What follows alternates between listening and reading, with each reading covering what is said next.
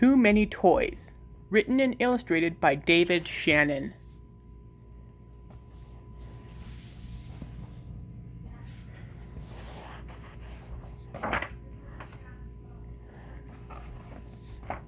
Spencer had too many toys.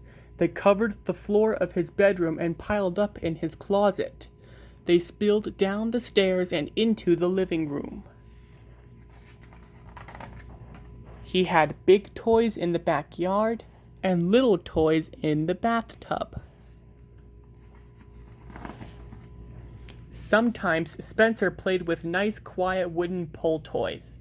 Other times he played with noisy, crazy electronic toys. He had puzzles, board games, and talking books that fueled his mind, and loud, jumpy, frenzied video games that didn't. Spencer liked to make his toys into a parade that stretched from one corner of the house to the other and back again. There was an entire zoo of stuffed animals and a gigantic army of little action figures. He had a fleet of planes, trains, and toy boats, and a convoy of miniature trucks and cars. He also had lots and lots of musical instruments, art supplies, and alien spaceman weapons. Everyone gave toys to Spencer. Of course, his mom and dad did, but so did Grandma, Bo, and Poppy, and Granddaddy, and Auntie Mim, and Uncle Fred, and Cousin Drew. They gave him toys for every holiday, even the 4th of July and his birthday. He also got toys from all his friends on his birthday, and on their birthdays too, when he went to their parties. He got toys at the drive-thru with his kid burger, and at school for having lots of peace person points, and at the dentist and the doctor when he didn't squirm. That's a lot of toys.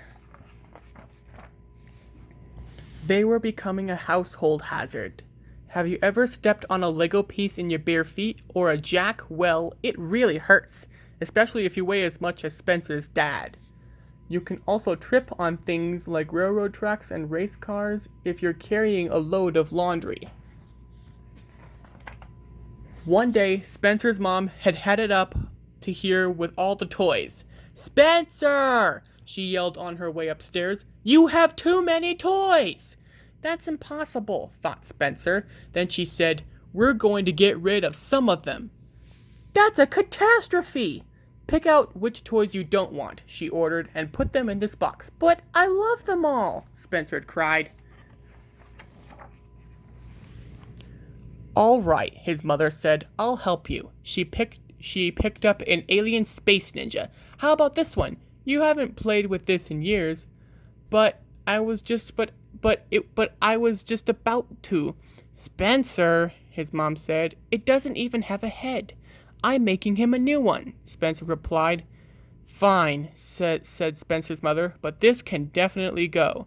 Then she put down the alien and picked up a filthy, one-eared bunny. "Not Mr. Fluffers, Mom. How could you?" "This one, then," she said. "That's Mr. Fluffers' best friend." "This one?"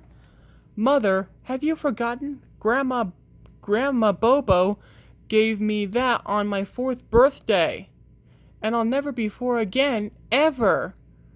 "Oh, please, Spencer," said his mom, rolling her eyes. "Don't be so dramatic."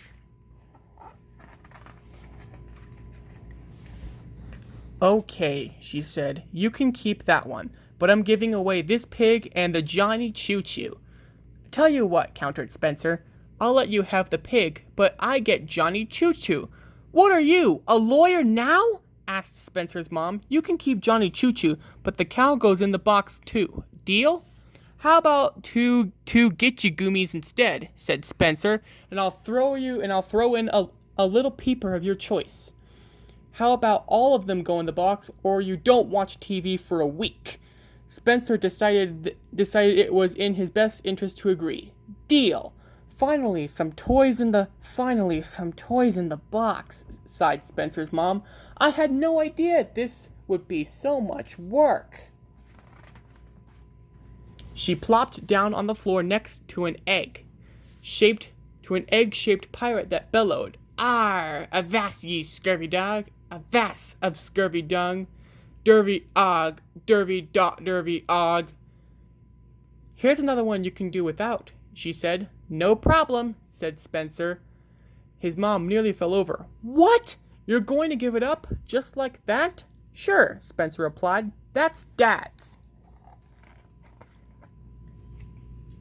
So, Spencer and his mom went through every toy box and looked in every closet and under every bed until they had haggled and wrestled and argued over every toy in the entire house.